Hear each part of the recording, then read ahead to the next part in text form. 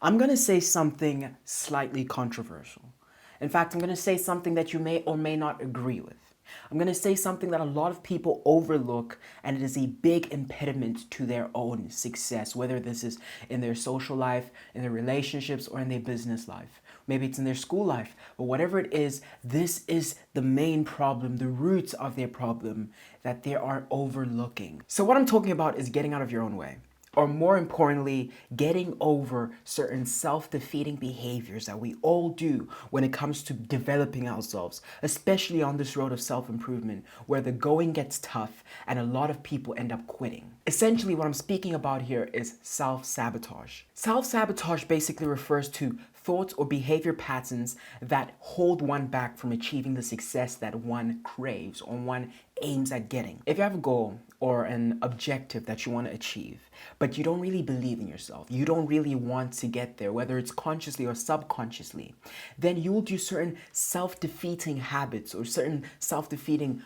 behaviors or thoughts even that affect your behaviors. Remember, there's a cycle. Remember, it's thoughts, emotions, behaviors, and they all affect each other. You'll do certain things that will end up damaging your goal. It'll end up pushing you back instead of pushing you forward. I have three main self-defeating habits that we all do when it comes to pushing ourselves back in our own success, in our own development, in our own improvement in life in general. The first one is procrastination and excuses. And the best example I know for this is when it comes to studying, when it comes to wanting to get the A grades, the best grades possible. I remember when I was researching my book, there was this person I spoke to. It was so random. I think it was in the mall or in the park or some, or a very public space. And I was speaking to this person, never met them in my life. It was someone my age, roundabout, in high school, dealing with trying to get the best grades because they want to enter the best university to set themselves up for life. You see, they wanted to achieve the A level, right? And I remember speaking to this person and they were telling me about how whenever they would want to get into studying, whenever they would set a goal for themselves, whether it's to study for 2 hours focused, or whether it's to reach this a certain amount of words for an essay, or whether it is to reach this certain goal for their homework, to get this certain mark, whatever it is, they would always find themselves doing something opposite to what they want to do. So instead of sitting down and doing their work, they would find themselves on Netflix. Instead of choosing to read up on some new work or read ahead of the class, they would literally be on their phones. So I remember going back home and thinking to myself, why is it that for many of us as humans, we see a goal that we want and we really want this consciously, logically, we want to reach this goal, but then we end up doing things opposite to it. We want to lose weight, but then we end up eating unhealthy.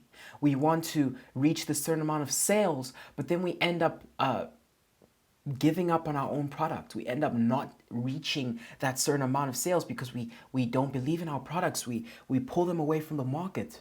Why is it that we do these things even though they take us further away from our logical goal? The reason you need to understand on why we procrastinate a lot of the time is because it comes from a place of not wanting it. And when I say not wanting it, I mean not believing in yourself enough to say that you deserve that. You would think that you want that successful business that's making millions of dollars or rands, or wherever you are watching this video from. You'd think you want that business. But really you subconsciously know that it will demand more from you.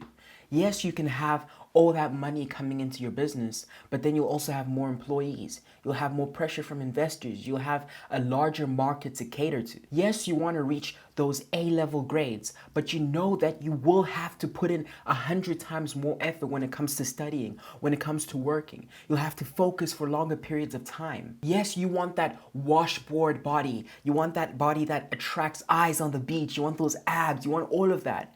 But you know that if you get that, you'll have to be dieting very exact. You'll have to be watching how you eat. You have to be watching what you do. You'll have to constantly be going to the gym. You want that, but logically you want that, but subconsciously you telling yourself that you can't handle that. Now, this may be for multiple reasons. This may be because you have a low self-esteem. You believe that you don't deserve it. You don't deserve all that money. You don't deserve to have all these new people into your life. You don't deserve that partner that you may want. You don't deserve that body that you want. You don't deserve any of it. You're not good enough for it. You may watch a video like this, and as much as I tell you, you are enough and you are deserving of it, because it is 100% true. There is no one else that deserves it more than you if you're working to get it. You might watch this video and then go home and say, yes, I do deserve it, but deep inside you feel like you don't. And so you remain at odds with your head and your heart. Your head tells you, yes, you do deserve it. Yes, you do want to get that goal. Yes, we can work towards it. But your heart tells you, I really don't feel like I deserve it. I really don't feel like I'm on that level yet. I know for a lot of us, we may see someone that reaches the level we want to be at, and we may say, hey, wow, that's crazy. That's not for me. Or wow, that's crazy, that could never be me. And that's one of the telltale signs that I know that someone feels like they can't deserve the success that they should be getting, because they look at it and they say that they can never be them, that can't be them. The second self-defeating habit, which also latches onto the first one, is a lack of planning. You want to reach a goal. You get super excited and super psyched out after watching a video like this, or seeing an inspirational post, or seeing someone that reached that goal. Maybe it's the body example that I told you, with the fit body with abs and everything, whatever it is. You may get excited by it, but then you fail in planning it out. In fact, you fail in executing it because you don't plan it out.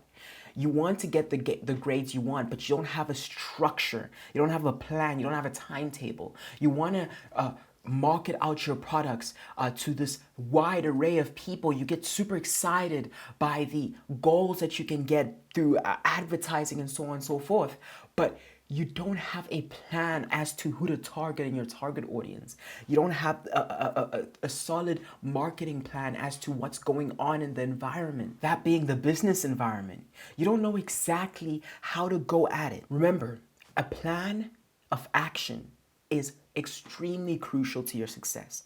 A plan of action is what makes or breaks you. You can have all the fuel you want, but if you don't have a direction, you won't go anywhere. And a plan gives you a clear sense of purpose. It gives you a direction to focus on. It gives you the steps you need to take immediately in order to get closer and closer to the goal you want to achieve. I've seen it 1,000 times. People watch a video, people get super excited, get psyched out, and they never execute. They never get to the level they want to. And it's a self-defeating behavior, whether you know it or not. Not getting a pen and paper out. You don't necessarily need to specifically get a pen and paper, but if you don't have some type of structure to structure your steps towards getting that goal, you're literally stabbing yourself in the back. It's all about the process, and successful people are obsessed with the process. I'm obsessed with the process. I plan out every single part of my day. Something you need to understand is that every single day you're faced with choices. And in fact, every single moment you're faced with two choices. You can either become better or you can become bitter. And for many of us, we choose every single time to be bitter. And what I mean by bitter is I mean you do the worst behaviors that will push you further away from your goal. Instead of waking up and stretching to exercise because you want that body, you wake up and go on your phone for an hour, and then you go and you take a shower, and then you go and eat a big fat unhealthy breakfast. These are little choices that you're taking that is pushing you steps away from your goals. Now, when you have an action plan, you can break down every single aspect of what it will take to reach your goal into little baby steps. And when you do that, you move in the direction that pushes you towards your goal. You choose the right options for you. You choose the right choice for you at that moment. The third self-defeating habit that I see so many people doing, it is a mark of low self-esteem and low self-worth, is developing an ego. You develop an ego so big that you can't take advice from anybody else. You develop an ego so big that you can't help yourself because you can't admit when you're wrong. Remember, your ego is a broken mirror of how you see yourself. You may see yourself in this business aspect as someone who knows it all, someone who's done it all, someone who doesn't need any advice from anyone else. And this huge ego inflates to the point where you can't get help from other people because you think of yourself as so big. There are two types of egos that you are most commonly going to come across when you meet people. The first type of ego is when it's so big that it becomes arrogant. They see themselves as somebody who is huge, someone that doesn't need, that doesn't take wrong steps, someone that doesn't need help, someone that doesn't need to be guided. This is bad because it forms a lack of accountability. When this person messes up, they won't see it as a mess up. They'll see it as a just something they did. And they'll never take it seriously. You'll never be able to recalibrate, self-reflect, and say, how can I change it? How can I become better? The second type of ego is somebody who has thought of themselves as so little, as so small that they're undeserving. And I spoke about this before. They're undeserving. They're not enough for success. They're not enough for that person, that attractive person they want to meet. They're not enough to reach that wash body ab goal. They're not enough to create that business. They're not enough to reach those goals. They think of themselves as so little that it's very difficult to motivate them to really get to the path that will take them to the goals that they really covet deep inside. What I want you to do is you need to replace your ego. You need to break down your ego. You have to change it, and you have to put in self-worth and self-esteem. The egoic person says, why am I not there? The self-esteem person, the high self-esteem person, asks, how can I get there? I need you to stop taking action, stop creating plans from a place of egoism, but go and take it from a place of self-esteem and self-love and self-worth. So my friend, you have the main self-defeating habits that we all do subconsciously without knowing. So my friend, I want you to go back and ask yourself what self-defeating habits you're doing. And you will be able to evaluate yourself because I know that you know what you're doing and what you're not doing that you should be doing that may be pushing you away from your goals. Okay, if that made sense. So I want you to go back and really ask yourself, at which point have I been procrastinating and making up excuses? At which point have I been lacking a plan to execute? At which point have I been developing a huge ego, whether it's a big, arrogant ego or a small, self-defeating ego? And once you figure that out, once you understand, hey, look, whenever I try to study, I always end up going on Netflix. How can I stop that? I want you to look for ways in order to overcome this. I've done a video on overcoming laziness, and I'll put the link down in the description below, and it'll show you exactly how you can overcome certain behaviors that are linked to laziness, linked to self-sabotage. So my friend, thank you for watching this video. I hope it impacted you. I hope that it changed the way you look at your goals and where you want to be,